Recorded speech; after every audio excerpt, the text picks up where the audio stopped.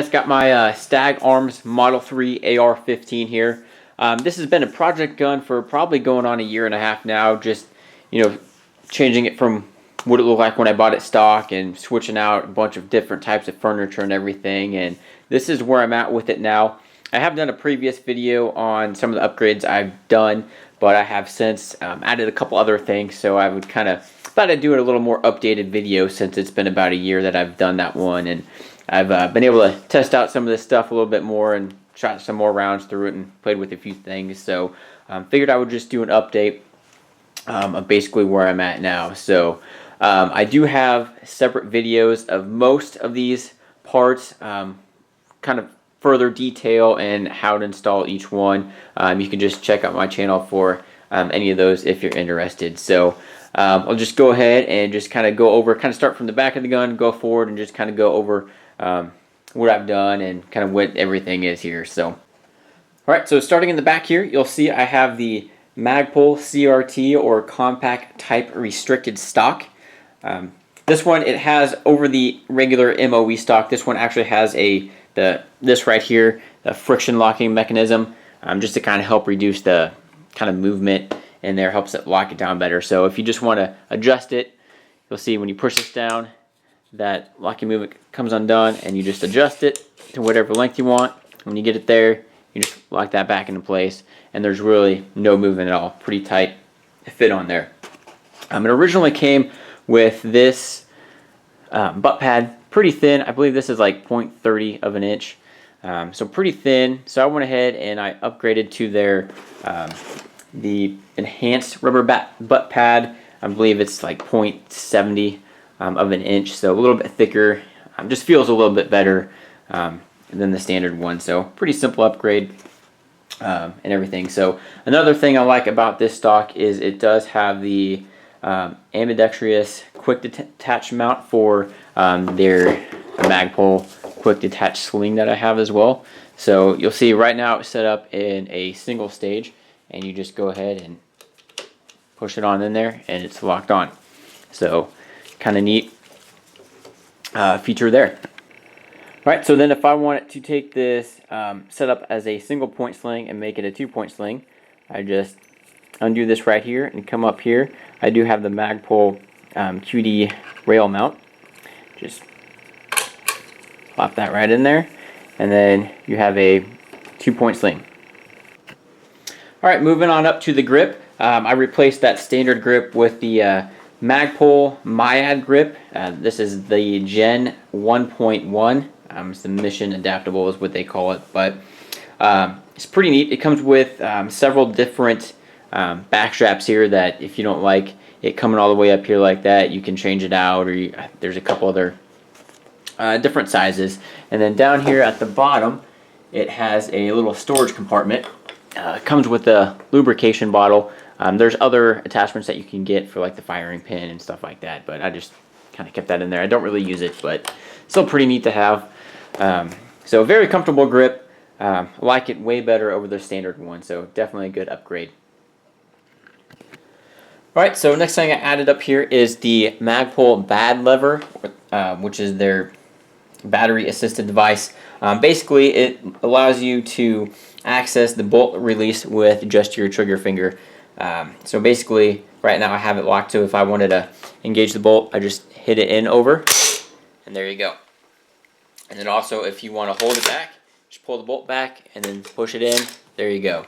So a lot easier to get that bolt release and everything. So pretty neat little upgrade, very easy to install as well. Alright, so the next thing I changed out was the charging handle. The regular one, pretty small little handle out here. It's kind of hard to grab sometimes, especially if you're trying to move fast. So what I went ahead and did is got the BCM Gunfighter. This is the ambidextrous charging handle. So I believe these are the medium latches. They make them in, I believe, at least 3 different sizes. Went with the ambidextrous just because it allows you to pull it back from using either your right hand or your left hand. So different options, and like I said, I usually use my right hand more than my left to pull it back anyway, so it allows me to do that. And these medium handles are perfect, big enough to grab, a lot easier. So yeah.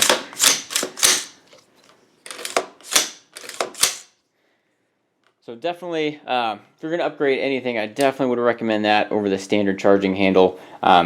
Even if you get just, if you don't go with the ambidextrous and go with just the handle over here, it makes a world of difference. So grabbing that charging handle. So this one is a little bit more, but you get a little more versatility with it and everything like that. So. Alright, so moving towards the front of the gun here, you'll see this light laser combo here. It's the Utg LED flashlight and laser combo. This one just has the red laser combo on it. So neat little thing. It's not your high quality ones or anything that are going to last forever, but I just got it in case I ever wanted to use this rifle for home defense. It's something I could slap on there. It is the quick detach, so you just, this little lever right here comes on and off. Very simple. So neat little feature there. It does have the option for the pressure switches that you can run back, but just more stuff I didn't want on here, so I did go ahead and I do have it set up with this vertical grip to where I just have to very lightly press that button, and you'll see it goes ahead and lights up that flashlight. And then same with the laser. Easy to do. So that way you don't have to mess with the pressure switches and have more stuff on there and everything. So the laser is adjustable, so you can go ahead and sight that in if you wanted to. And then very bright light, especially if it's dark outside. So for the money, it's a pretty good light. It's not gonna, like I said, last forever or have, probably be able to do a massive drop test or anything like that. But like I said, usually when I go shooting, I take it off just to get it out of the way and prevent any damage, I guess. So I just slap it on there in case I ever want to use it for home defense or anything like that. So neat little feature there. Take that off, and then you'll see I do have the Magpul M Oe Handguard. This rifle is the carbine length, so just got the small handguard on there, and I do have the rails installed on both sides and the bottom for attachments. Those are very easy to install along with the handguard, very easy to drop in and change out. You'll see I do have the Magpul vertical foregrip installed on here. I have the one where it attaches to the rail. There's one you could mount directly to the handguard, but since I had a rail down there, because I have a couple different foregrips that I kind of switch back and forth between, so I wanted to be able to keep that rail on there and not have to take it off each time. So they do have that option for the rail mount vertical grip. So neat little guy. I like this better just because it kind of goes with the flat dark earth theme I have going on. So alright, so moving on up to the sight, I do have the Burris AR332. Pretty neat little sight. It is a 3x magnification sight, and it also has the ballistic close quarter reticles, I guess. It has the standard black, and then also has different settings for the red and green that I'll show you here in a second. So easy to mount on here, easy to sight in and everything. So flip these up here, and I'll see if I can get the camera to show it. So looking through there, see you have a black when it's off. Kind of hard to see the crosshairs and everything on there, but they're there. And then just turn the dial up here, and it'll switch between your green, and it'll be high, and then you could switch to lower settings, and then off again, and then it goes to your red. And again, you have lower light settings on those as well. So pretty neat little sight with the 3x magnification, everything perfect for where I shoot, just indoors and everything. So shoots tight groups, doesn't move at all. I've only had to zero this thing once and haven't had to touch it since, and it still hits dead on. So definitely glad I went with this. So great little sight, and has held up. I probably put about at least 500 or so rounds through it, and it's held up great. So that is the Burris AR332.